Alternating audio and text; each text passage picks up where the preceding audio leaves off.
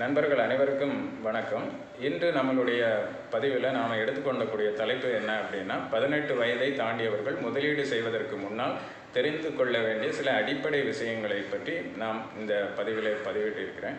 அதாவது 18 வயது அப்படிங்கிறது சட்டப்பூர்வமாக முதலீடை நாம் துவக்குவதற்கு, நம்மளுடைய பேரிலே துவக்குவதற்கு ஒரு ஏற்ற வயது அப்படிங்கலாம்.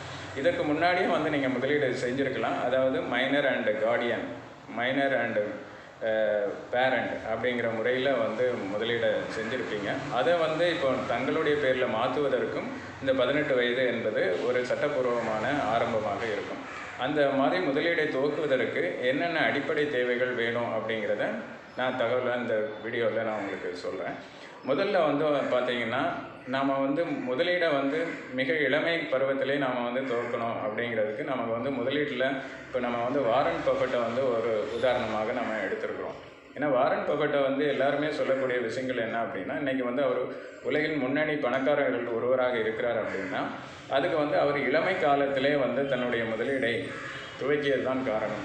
அதிகமாக பணம் முதலீடு செய்தார், அப்படி பங்குச்சந்தையில் முதலீடு செய்தார் என்பதை விட இளமை பருவத்திலே, அதாவது 10 முதல் 14 அந்த டீனேஜ் பருவத்திலே தன்னுடைய முதலீடை துவக்கினார் என்பது தான் அவருடைய ப்ரொஃபைலை நம்ம பார்க்கும்போது நாம் தெரிந்து கொள்ளக்கூடிய செய்தியாக இருக்கிறது. எனவே வாரன் பஃபெட் போல் நாமும் நல்ல ஒரு பணக்காரராக ஆக வேண்டும், முதலீடை பெருக்க வேண்டும் என்பதற்காக இளமை பருவத்திலே நாம் முதலீடை துவக்குவது நல்லது. அப்படி துவக்கும்போது நமக்கு என்னென்ன அடிப்படை தேவைகளை நாம் புரிந்து கொள்ள வேண்டும் என்பதை நாம் பார்க்கலாம். முதல்ல பார்த்திங்கன்னா, உங்களுக்கு மொபைல் நம்பர். ஏன்னா இன்றைக்கி டிஜிட்டல் இந்தியாவில் மொபைல் நம்பர் முக்கிய ஒரு ஆவணமாக கூட இருக்கிறது.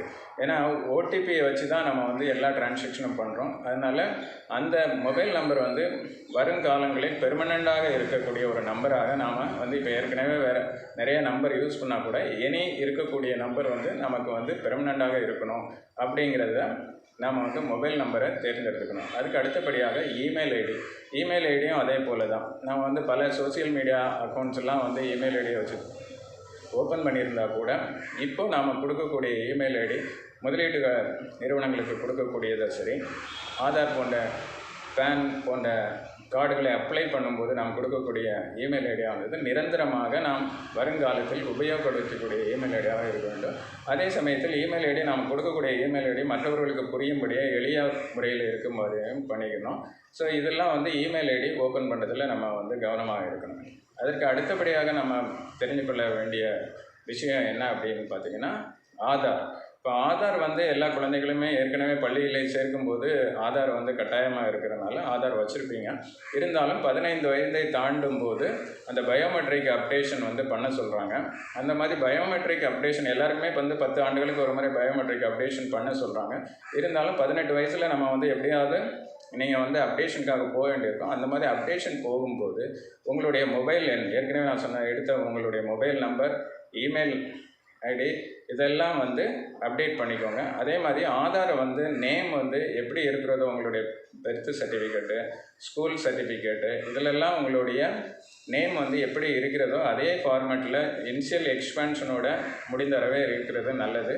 அதே மாதிரி உங்களுடைய பெற்றோர்களுடைய பேர் அதில் எப்படி கரெக்டாக இருக்கா, அட்ரஸ் கரெக்டாக இருக்கா, இதையெல்லாம் முறையாக நீங்கள் அப்டேட் செஞ்சுக்கிட்டீங்கன்னா நம்ம முதலீடை துவக்குவதற்கு எளிமையாக இருக்கும். அதற்கு அடுத்தபடியாக பேன் நம்பர், பேன் அப்ளை பண்ணி வாங்கணும். இந்த பேன் ஆதாரை வச்சு நம்ம பேன் வாங்கிக்கலாம். இதையும் நம்ம நேமு, ஃபாதர் நேம், அப்பா பேர், அம்மா பேர்லாம் கொடுக்கும்போது, அட்ரஸ், இமெயில் ஐடிலாம் கொடுக்கும்போது நம்ம கரெக்டான சரியான தகவலை கொடுத்து வாங்கிட்டோம் அப்படின்னா எளிமையாக இருக்கும் முதலீடை துவக்குவதற்கு.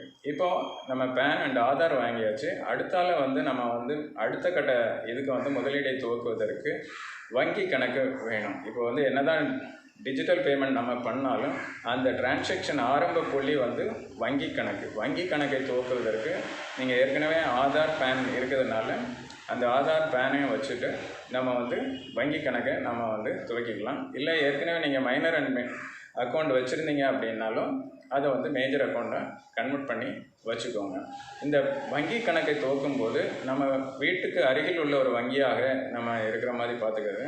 இல்லைன்னா பெற்றோர்கள் என்ன வங்கியில் கணக்கு வைத்திருக்காங்களோ அதே பேங்க்கில் நம்ம வச்சுட்டோம் அப்படின்னா சர்வீஸ் வந்து அவங்க எப்படி சர்வீஸ் பண்ணுறாங்க அப்படிங்கிறத நாம் தெரிஞ்சு நம்மளுடைய வங்கி கணக்கை துவக்குவது நல்லது. இப்போ ஆன்லைன் மூலமாக வந்து நிறையா பேங்க்லாம் வந்து அக்கௌண்ட்டை ஓப்பன் பண்ணிக்கிறாங்க. அது மூலமும் பண்ணலாம். நீங்கள் எல்லாம் அந்த பிரான்ச்சுக்கு போய்ட்டு நீங்கள் ஆதார் பேனை வச்சு அக்கௌண்ட்டை துவக்கிக்கலாம். அந்த மாதிரி அக்கௌண்ட் துவக்கும் போது அந்த பேன் நம்பர், ஆதார், இமெயில் இதெல்லாம் வந்து கரெக்டாக அப்டேட் பண்ணிக்கோங்க.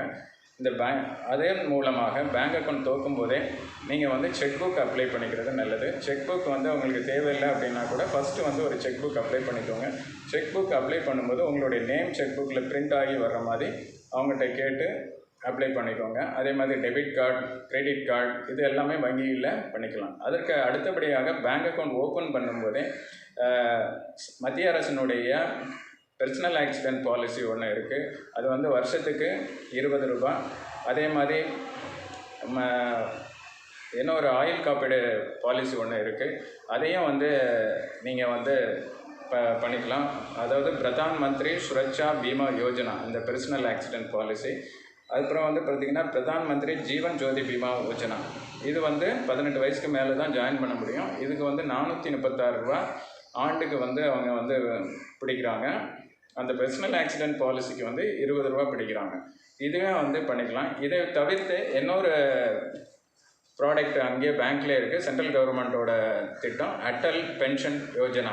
இந்த அட்டல் பென்ஷன் யோஜனா 18 வயதை தாண்டியவர்களுக்கு தான் வந்து கிடைக்கும். அதில் வந்து என்ன கூடுதல் சிறப்பம்சம்னா, இது வந்து பென்ஷன் பாலிசி.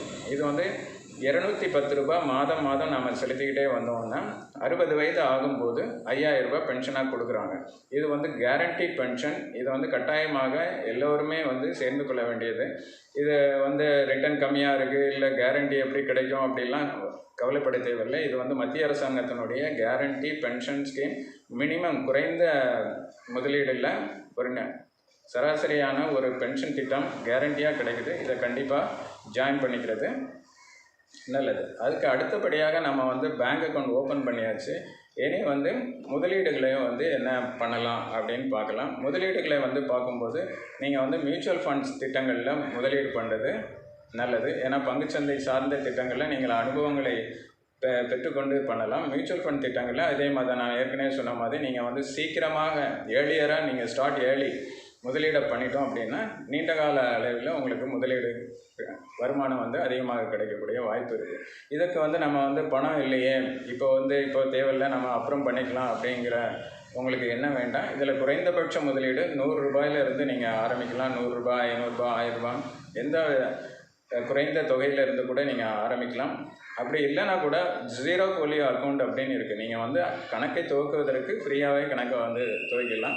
அதற்கு அப்புறமாக உங்களுக்கு வருமானம் வரும்போது நீங்கள் வந்து முதலீடை தாக்கலாம். ஆனால் நீங்கள் மியூச்சுவல் ஃபண்ட் கணக்கை துவக்கிறதுனால உங்களுக்கு என்ன கேஒய்சினா என்ன, மியூச்சுவல் ஃபண்ட்ஸ் அக்கௌண்ட் எப்படி ஆப்ரேட் பண்ணுறாங்க, இந்த விஷயங்களை நீங்கள் வந்து இளமை பருவத்திலே புரிந்து கொள்ள முடியும்.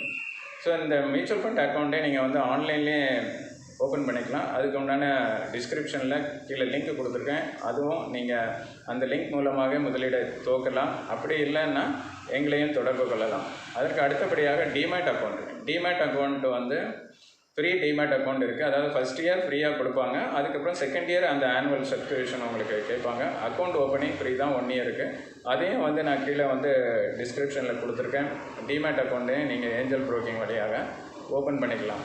சரி, டிமேட் அக்கௌண்ட் ஓப்பன் பண்ணியாச்சு. இதில் முதலீடு பண்ணுறதுக்கு உங்களுக்கு நிறையா பணம் வேணும் அப்படின்லாம் இல்லை. நிறையா ஸ்மால் வேல்யூ ஸ்டாக்ஸ் எல்லாம் நிறையா இருக்குது. ஒரு பங்கை கூட நீங்கள் வாங்க முடியும். முன்னாடி மாதிரி லாட் சைஸில் நாம் வாங்கணும் அப்படின்னு அவசியம் இல்லை. ஒரு பங்கை கூட நீங்கள் வாங்கலாம். இந்த மாதிரி முதலீடை நீங்கள் வந்து டிமேட் அக்கௌண்ட்டை துவங்கிக்கலாம். அப்புறம் வந்து ரியல் எஸ்டேட் துறையில் பணம் இருப்பவர்கள் ரியல் எஸ்டேட் துறையில் பண்ணலாம். இல்லை வருங்காலங்களில் நீங்கள் வந்து முதலீடை நீங்கள் துவக்கலாம். அதே மாதிரி டிரைவிங் லைசன்ஸ் அப்ளை பண்ணிக்கோங்க, பாஸ்போர்ட் அப்ளை பண்ணிக்கோங்க. இப்போ அடுத்தல நமக்கு வந்து 2024 லோக்சபா தேர்தல் வர காரணத்தினால இப்போவே நீங்கள் வந்து அதுக்கு உண்டான ஓட்டர் ஐடியை வந்து அப்ளை பண்ணி வாங்கி வச்சுக்கலாம். கிரிப்டோவில் இன்வெஸ்ட் பண்ணலாம். ஸோ இது எல்லாத்துக்குமே அடிப்படை நமக்கு வந்து தேவையானது மொபைல். நிரந்தரமான ஒரு மொபைல் நம்பர் வேணும், இமெயில் ஐடி வேணும், பேங்க் அக்கௌண்ட் வேணும், ஆதார் வேணும், பேன் வேணும். ஸோ இதையெல்லாம் நாம் வந்து சரியான முறையில் எல்லாத்துலேயுமே வந்து நேம் வந்து கரெக்டாக இருக்குதா அப்படின்னு பார்த்துக்கோங்க, அட்ரஸ் கரெக்டாக இருக்குதான்னு பார்த்துக்கோங்க, டேட் ஆஃப் பர்த் கரெக்டாக இருக்குதா பார்த்துக்கோங்க. இது போன்ற அடிப்படை தகவல்களை நீங்கள் சரியாக வைத்துக்கொண்டால் முதலீடை துவக்குவதும் உங்களுக்கு வந்து சுலபமாக இருக்கும். அதனால் இளமை காலத்திலே நீங்கள் வந்து முதலீடை துவக்கி வாழ்வில் வெற்றியாளராக ஆகுவதற்கு எங்களுடைய வாழ்த்துக்களையும் நன்றியையும் தெரிவித்துக் கொள்கிறேன். எங்களுடைய வீடியோ இதுவரைக்கும் பார்த்தவங்க உங்களுக்கு பிடிச்சிருந்துன்னா நீங்கள் லைக் பண்ணுங்கள். ஸோ உங்களை போன்ற நண்பர்களுக்கு 18 வயதை தாண்டிய நண்பர்களுக்கு இந்த வீடியோவை ஷேர் பண்ணுங்கள். அதே விஷயத்தில் இன்னொரு விஷயம் நான் உங்களுக்கு சொல்ல மறந்துட்டேன். இந்த சிறு வயதிலே வந்து நீங்கள் வந்து வேறு துறைகளில் இருக்கலாம். இப்போ சில பேர் வந்து இன்ஜினியரிங் படிக்கிறா இருக்கலாம், மெடிக்கல் துறையாக இருக்கலாம், சில பேர் அக்கௌண்ட்ஸ் அந்த மாதிரி பிகாம் இந்த துறை சார்ந்தவர்களாக இருக்கலாம். அப்படிப்பட்டவர்களாக கூட உங்களுடைய பர்சனல் ஃபைனான்ஸ் தகவல்களை நீங்கள் வந்து சோசியல் மீடியாலேயோ இல்லை பத்திரிகை மூலமாகவோ நீங்கள் வந்து தெரிஞ்சுக்கலாம். அதற்கு நீங்கள் வந்து 2 புத்தகங்களை, நிறைய புத்தகங்கள் இருக்கின்றன, எனக்கு தெரிந்த 2 புத்தகங்களே உங்களுக்கு அறிமுகம் செய்கிறேன். திங்க் அண்ட் க்ரோ ரிச் அப்படிங்கிறத பண்ணலாம். The richest man in the Babylon அப்படிங்கிற புத்தகத்தையும் நீங்கள் வந்து படிக்கலாம். இதன் மூலமாக உங்களுக்கு நிதி சார்ந்த பர்சனல் ஃபைனான்ஸ் சார்ந்த விஷயங்களை நீங்கள் வந்து அறிந்து கொள்ள முடியும். என்னதான் நீங்கள் வந்து பொருள் ஈட்டினால் கூட நீங்கள் வந்து ஒரு முறையான ஒரு சேமிப்பும் முதலீடும் செய்தால்தான் உங்களுக்கு வந்து வரும் காலங்களில் நீங்கள் வந்து ஒரு நல்ல மனிதராக, ஒரு வளமான மனிதராக இருக்க முடியும் என்ற கருத்தை தெரிவித்துக்கொண்டு இதுவரைக்கும் எங்களுடைய நிகழ்ச்சியை பொறுமையாக கண்டுகளித்த அனைவருக்கும் நன்றி, வணக்கம்.